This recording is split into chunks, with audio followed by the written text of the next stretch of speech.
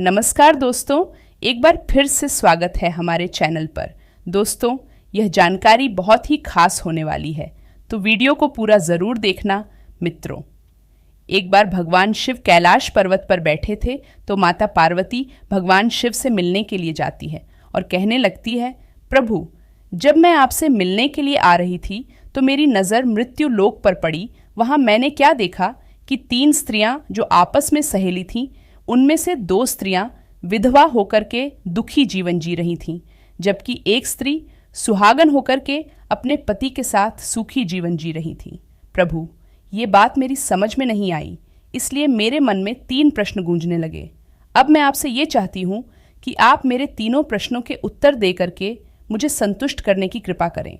मित्रों, इस प्रकार माता पार्वती की बात को सुनकर कि भगवान शिव कहते हैं, पार्वती, तुम मुझे अपने तीनों प्रश्न बताओ, मैं तुम्हें तुम्हारे प्रश्नों के उत्तर दे करके पूरी तरह संतुष्ट करने का प्रयास करूंगा।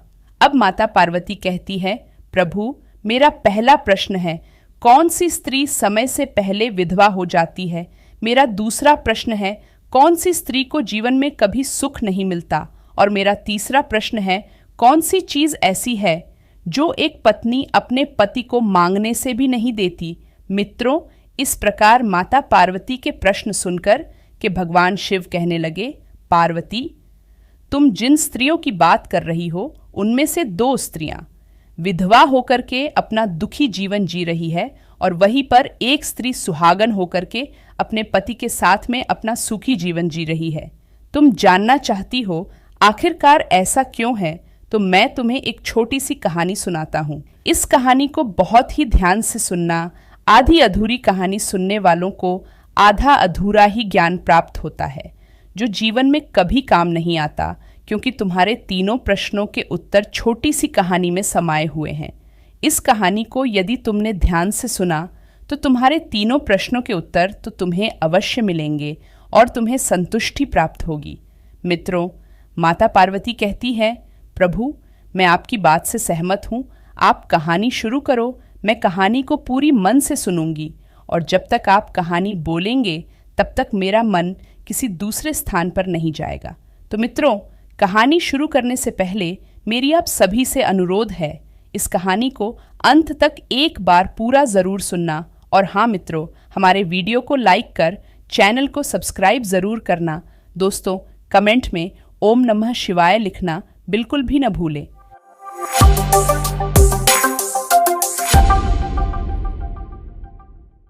तो आइए जानते हैं भगवान शिव और माता पार्वती की कहानी। मित्रों, भगवान शिव कहते हैं, पार्वती, सबसे पहले मैं तुम्हें उस स्त्री की कहानी सुनाता हूँ जो सुहागन बनकर के सुखी जीवन जी रही हैं।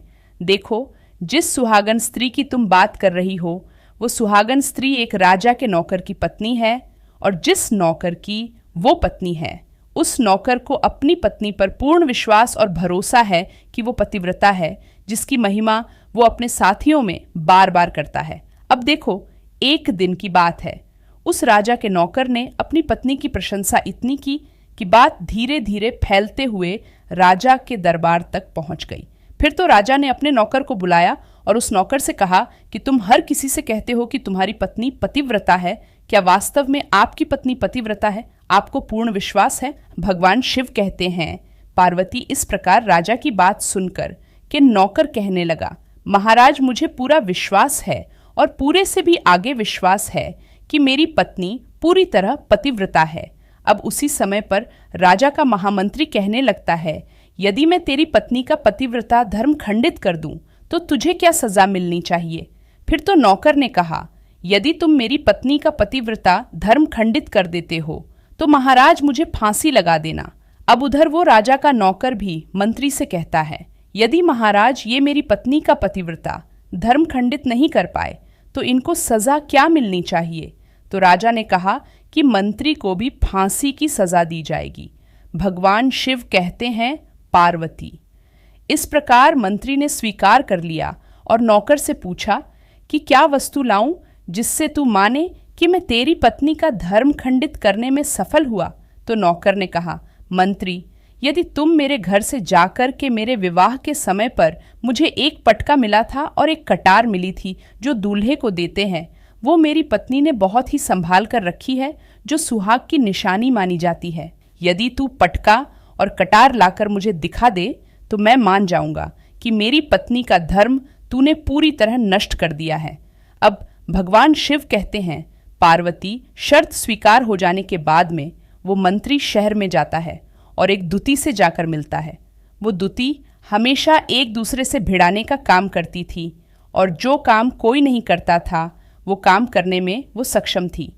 फिर इस प्रकार उस मंत्री ने उस दूती को अपने स्वार्थ के लिए बुलाया और दूती से कहा कि देखो, इस नाम का एक व्यक्ति है, उसे मेरी शर्त लगी है। और फिर उसने उस शर्त के बारे में उस दूती को सारा कुछ बता दिया। फिर वो उस दूती से कहने लगा कि तू कैसे भी करके उस स्त्री से मेरा संपर्क करवा दे, तुझे जितना धन चाहिए मैं उतना धन दूंगा। भगवान शिव कहते हैं, पार्वती इस प्रकार मंत्री की बात सुनकर के दूती कहने लगी, भाई तू उस औरत के बारे में बात मत कर। वो औरत पूरी तरह से पतिव्रता है, तेरी ओर थूकेगी भी नहीं और तेरी शक्ल भी नहीं देखेगी, और उनके परिवार के व्यक्ति भी खूंखार है, तेरी खाल उतार लेंगे। तो मंत्री कहने लगा, ठीक है, यदि तू मेरा उससे संपर्क नहीं करवा सकती है तो एक काम कर दे, उसके घर से जाकर के पटका और कटार चुरा कर ला दे और उसकी पत्नी के गुप्तांग के पास में यदि कोई चिन्ह हो तो वो चिन्ह भी मुझे देख करके बता दे, फिर मैं तुझे मुंह मांगा इनाम दूंगा। भगवान शिव कहते हैं, पार्वती यह बात दूती की समझ में आ गई। उसने कहा, ठीक है, मैं तुम्हारा काम अवश्य करूंगी। नौकर शहर में रहता था। दूती नौकर के घर जाती है, उसकी पत्नी से जाकर बोलती है, बेटी मैं तेरी पति की बुआ हूँ, मैं कई वर्षों के बाद आई हूँ। फिर उस स्त्री ने कहा, आओ बुआ जी, मैंने आपको पहले कभी देखा नहीं, इसलिए पहचान नहीं पाई। और इस प्रकार उस दूती को उस नौकर की पतिव्रता स्त्री ने बहुत बड़ा सम्मान दिया, मगर उसे क्या मालूम था कि ये उसके साथ में छल करने आई है।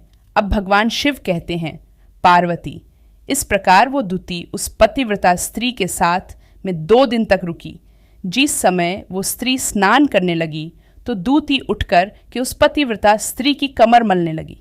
उस पतिव्रता स्त्री ने बहुत मना किया, फिर भी वो दूती नहीं मानी और कहने लगी, मुझे तो बेटी से भी प्यारी लगती हो तो मना मत करो। काफ़ी दिनों के बाद में मेरी तुम्हारी मुलाकात पहली बार हुई है। अब ऐसा कहकर कि वो दूती मुख पर हाथ फेराने लगी।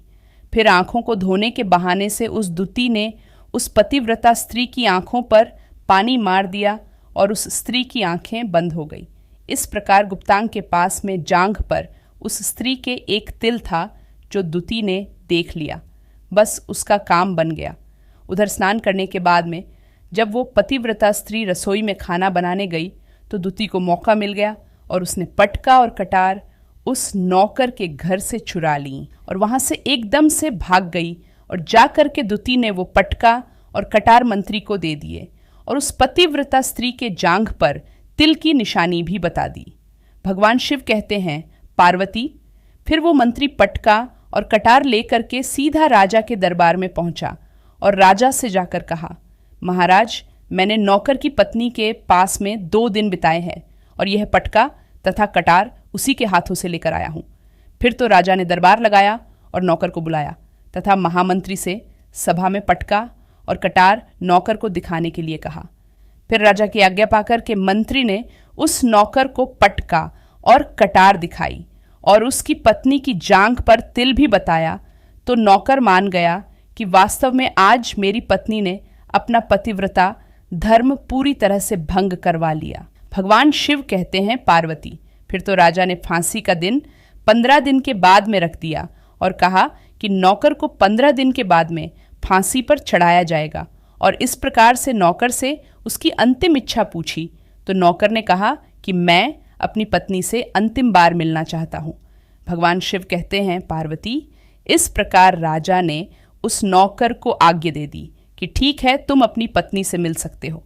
फिर नौकर अपने घर गया और अपनी पत्नी से कहा कि आपने मेरे साथ में बहुत बड़ा विश्वासघात किया। मैंने आपके विश्वास पर मंत्री से ऐसी शर्त लगाई थी कि राजा के दरबार में राजा के सामने मैंने कहा था कि मेरी पत्नी का पतिव्रता धर्म कोई नष्ट कर दें तो मुझे फांसी लगा देना। अब मुझे 15 दिन के बाद में फांसी लगा दी जाएगी। मेरे साथ विश्वासघात करके तुमने ठीक नहीं किया। भगवान शिव कहते हैं, पार्वती, उस पतिव्रता स्त्री ने अपने नौकर पति को सारी बात बताई, मगर उसे विश्वास नहीं हुआ और पुनः वह राजा के दरबार में पहुंच गया।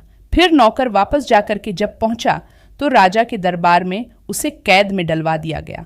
अब उधर नौकर की पतिव्रता धर्मपत्नी ने परमात्मा को याद किया और राजा के दरबार में गई और राजा से नाच दिखाने की आज्ञा मांगी। भगवान शिव कहते हैं, पार्वती, उधर नौकर की पतिव्रता धर्मपत्नी ने परमात्मा को याद किया और अपना भेष बदलकर के राजा के दरबार में गई और राजा से नाच दिखाने की आज्ञा मांगने लगी, क्योंकि वो स्त्री बहुत ही सुंदर थी और उधर राजा शौकीन होते हैं। इसलिए राजा ने आज्ञा दे दी कि सभी मंत्री संतरी आदि उपस्थित होकर के इस सुंदरी का नाच करवाने की पूरी व्यवस्था करें।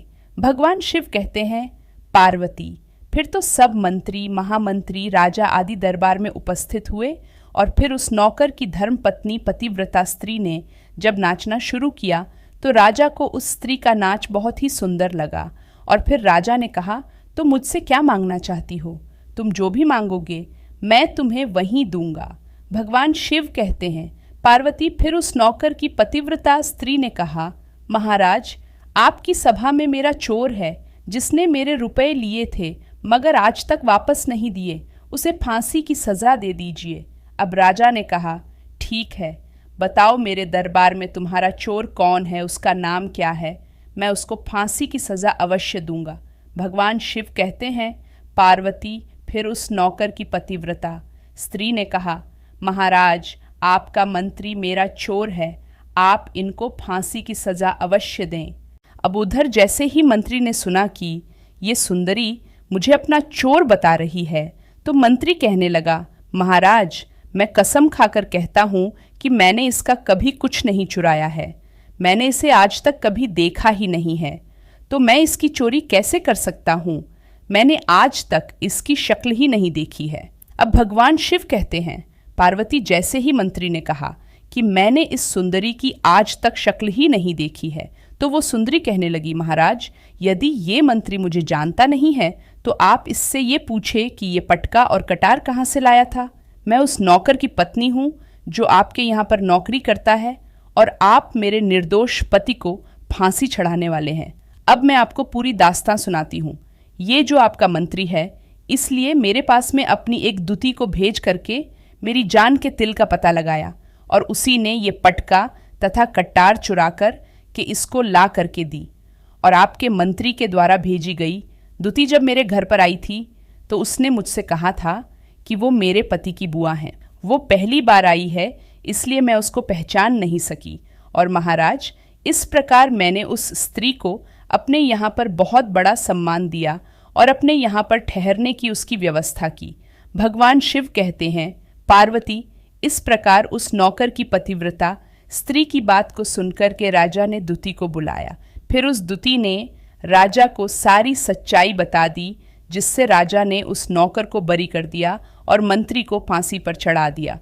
भगवान शिव कहते हैं, पार्वती, इस प्रकार उस नौकर की पतिव्रता स्त्री ने अंत में राजा से कहा, महाराज, मैं अपने पति से बहुत प्यार करती हूँ, मैं एक चरित्रवान स्त्री हूँ, कभी भी मैं अपने पति का नाम तक अपने मुंह से नहीं लेती। अब भगवान शिव कहते हैं, पार्वती, मेरी कहानी पूरी होती है। अब तुम अपने तीनों प्रश्नों के उत्तर क्रमवार सुनो। तुम्हारा पहला प्रश्न था, कौन सी स्त्री समय से पहले विधवा हो जाती है? तो जो स्त्रियां अपने पति का नाम लेती हैं वह समय से पहले विधवा हो जाती है, क्योंकि पति का नाम लेने से पति की उम्र कम हो जाती है और समय से पहले ही उनके पति की मृत्यु हो जाती है। ऐसी स्त्रियां जो अपने पति का नाम लेती हैं वो समय से पहले ही विधवा होकर के एक दुखी जीवन जीती है। बस यही राज की बात है कि तुम जिन 3 सहेलियों की बातें कर रही थीं उनमें से 2 विधवा थीं और एक ये नौकर की पत्नी थी जो पतिव्रता स्त्री थी। ये पतिव्रता कभी भी अपने पति का नाम मुंह से नहीं लेती थी।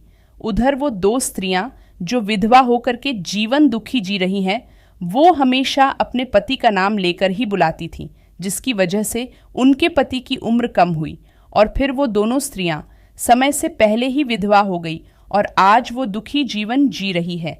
इसलिए कभी भी स्त्री को अपने पति का नाम अपने मुंह से नहीं लेना चाहिए। अब तुम्हारा दूसरा प्रश्न था कि कौन सी स्त्री को जीवन में कभी सुख नहीं मिलता, तो समझ लो, जो स्त्रियां अपने पति की बिना अनुमति के किसी तीर्थ स्थान या उत्सव में जाती है, उनके जीवन में कभी सुख नहीं आता। ऐसी स्त्रियां जीवन पर दुखी रहती हैं और उन्हें पति का कभी प्रेम नहीं मिलता। अब भगवान शिव कहते हैं, पार्वती, तुम्हारा तीसरा प्रश्न था कि ऐसी कौन सी चीज है जो एक पत्नी अपने पति को मांगने से भी नहीं देती, तो समझ लो वो चीज गाली है। एक चरित्रवान स्त्री कभी अपने पति को गाली नहीं दे सकती, और जो स्त्री गाली देती है वो स्त्री कभी चरित्रवान नहीं होती, और ऐसी स्त्री जीवन भर रोती है। उसके जीवन में कभी सूखी घड़ी नहीं आती और समय से पहले ही ऐसी स्त्री विधवा हो जाती है।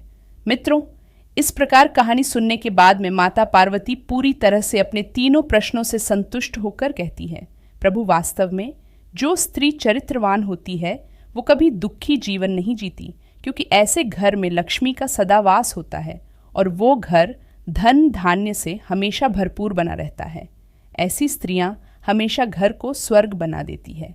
तो दोस्तों, ये थे आज की छोटी सी जानकारी। यह जानकारी कैसा लगा आप हमें कमेंट में ज़रूर बताएं, और हाँ, कमेंट में अपना नाम और राशि ज़रूर लिखना, ताकि आने वाले समय में आपको आपके राशि के अनुसार हम उपाय और सुझाव बता सके। वीडियो को आगे शेयर करना न भूलें। आपके एक छोटे से प्रयास किसी की जीवन में खुशहाली ला सकता है।